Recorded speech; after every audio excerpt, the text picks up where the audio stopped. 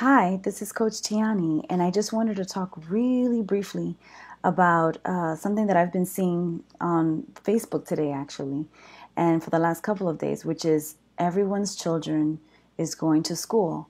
And so mine as well started school today. And as I was watching him and getting ready, to take him to school, I was thinking about the difference between school versus family life.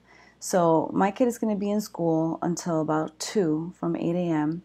And I added an after school program for him, which means that he's going to be in school from 8 till 6 p.m.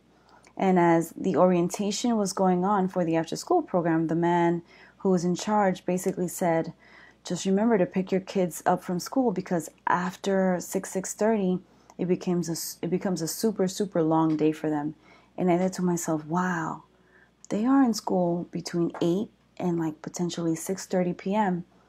So what amount of time do you actually spend with your kids, right? For me, it happens to be about 2 or 3 hours before I put him to bed.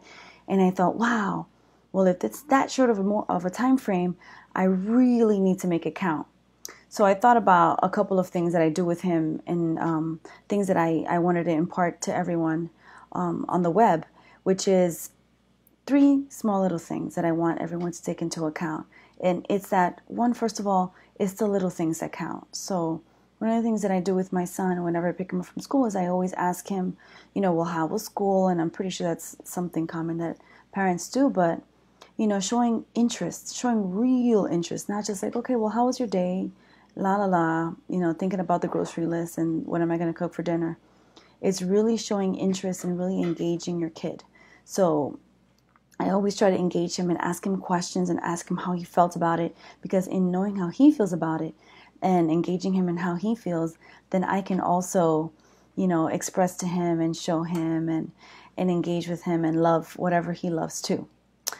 The other thing that I like to do with him is I pick a unique activity. So when he gets home from school and he's already been, he's eaten, he's been bathed, etc., what I do every day is I read him a book. And along with that, I also do just like a little thing that only he and I have in common, which is I always tell him I love you. He says I love you too. I say I love you more, and then he goes I love you to infinity and beyond, and I go I love you to infinity and beyond too. And so that's become like our little thing. So always pick a unique activity that you can really share with your child so that you can connect with them. And then the last thing, and it's something that sort of happened to me for the last couple of days as he's been home, is that, of course, when you live with someone, and often when they're a little person, like my child, they can tend to do things that they can be really annoying.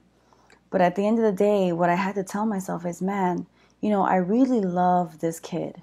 And at the end of the day, I think my love, and I know my love is so much more powerful than anything he could ever do.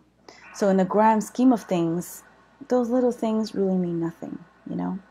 So basically what I'm saying is, as quickly as those things started to annoy you, just let those things go. And that's what I've been, able to do with my son. That's what I do every day. Not that he doesn't ever piss me off, because they certainly do find a way to get to you, right?